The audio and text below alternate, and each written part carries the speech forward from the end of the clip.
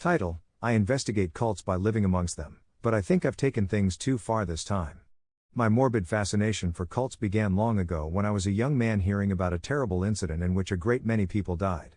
Now, I naturally felt immense sympathy for the corrupted minds and souls lost that day, but something in me yearned to understand the psychological aspect of it all better.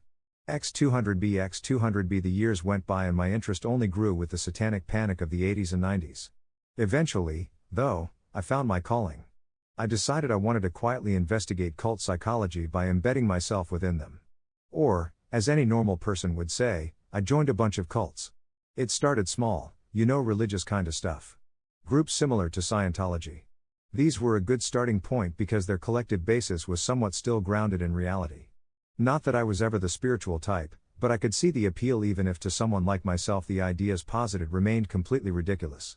Through the years hopping from religious cult to religious cult, I learned a great deal about why people gave everything they had up to join these groups. Now, you might have already guessed the answer, but seeing it and being able to walk into a room of devotees and feel its thick, choking presence in the air made it so much more real. Fear. X200B. Naturally, I was forced to partake in their activities. To eat their food. To drink their drink. I had to become them, or else I'd be discovered. With the comparatively gentle nature of the earlier cults I joined, this wasn't much of an issue, but the constant sense of obsessive duty began to take its toll on me as the intensity rose. From reality-grounded religious cults, I moved on to animal sacrifice cults and then on to UFO cults before ending up here. One beyond simple description. X200B. After a runoff female pre-joining research period, I found myself stumbling through thick brush and leaves to attend my initiation deep within the woods at the edge of town. Usually, I had to travel pretty extensively to join a new cult, but this one was based close enough that it'd be far more convenient than the other options I had lined up. The thought of having my own bed to go back to every once in a while rather than living in their commune indefinitely sounded nice too.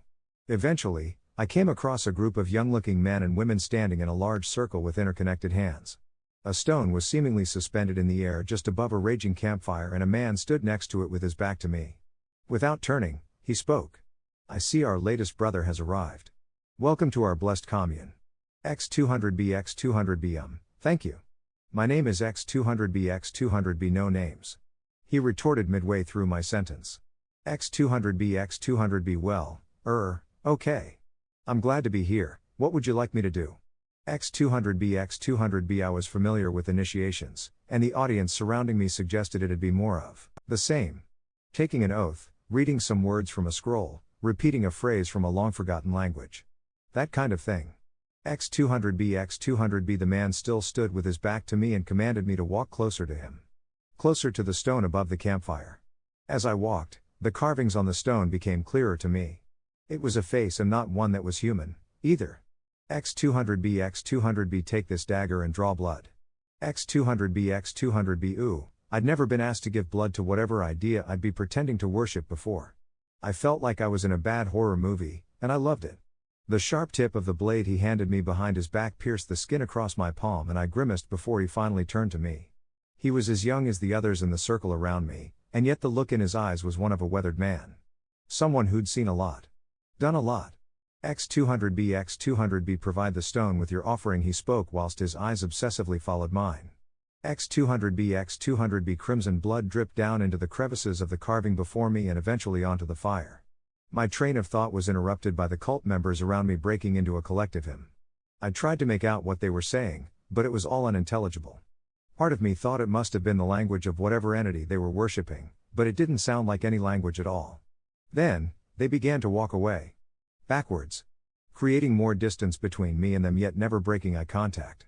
The chanting grew louder and louder and the structure of the circle remained as it had been, the leader traveling in the middle along with the suddenly mobile fire and stone. Part of me wanted to follow, but another, more instinctual part screamed at me to accept their departure. I shouted out, though, in an effort to understand what they were doing. Where they were going. It yielded no results and before long I was standing amongst the tall trees and whistling wind completely alone. X200B. Thankfully, I managed to make my way home from those woods. I've come to find out that I brought something horrible along with me. I spent the next few days trying to find out anything beyond what my initial research into the hometown cult, as I've come to refer to it, revealed. With no contact from the people in the woods, I was left to my own devices and scoured the internet for anything that might have helped. Eventually, I came across something, not much, but something. A newspaper archive from 127 years ago detailing the mass disappearance of every 35-year-old in the town. Supposedly there had been 37 of them all those years ago, and the townsfolk woke up on the morning of June 27 to find they were all missing.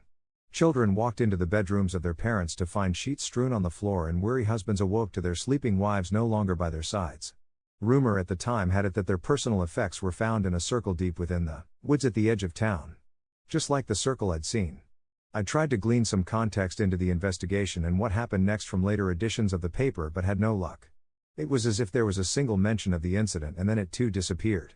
X200B within a few days, and without much progress beyond the newspaper I'd found, my mind drifted away from the topic and I found myself looking forward to a little break from my cult investigating facilities. My ignorant bliss didn't last long enough though, unfortunately. Before long a sense of duty began to envelop me. Call out to me. I began to hear the hymn of the circle and the blood-soaked face of the stone entity in the dreams. Its face became engraved onto my mind and it would just be there. Present, always. I'd never been a person with a troubled mind, even given my escapades into mass psychological delusions, but the hymn grew louder. Clearer. It wasn't incomprehensible any longer, and the things it was telling me were terrifying. The fear enveloped my every waking moment and my every dreaming moment. Perhaps I should have known my little hobby would someday move beyond delusions of salvation. Move into real-life pain. Torment. It wanted me to hurt myself. To give my life away as I'd pledged. As I'd pledged? What the fuck? I thought before finally realizing my little blood offering was far beyond the realm of simple initiation. X200B I'd stumbled across my first human-sacrificial cult. X200B the hymns drown out the outside world, now. X200B they command me, and I obey. Part of me remains afraid, but fear can be drowned out too. X200B yesterday, the hymns chanted something nice to me for the first time. X200B happy birthday to you. X200B 35 was always going to be a big year for me.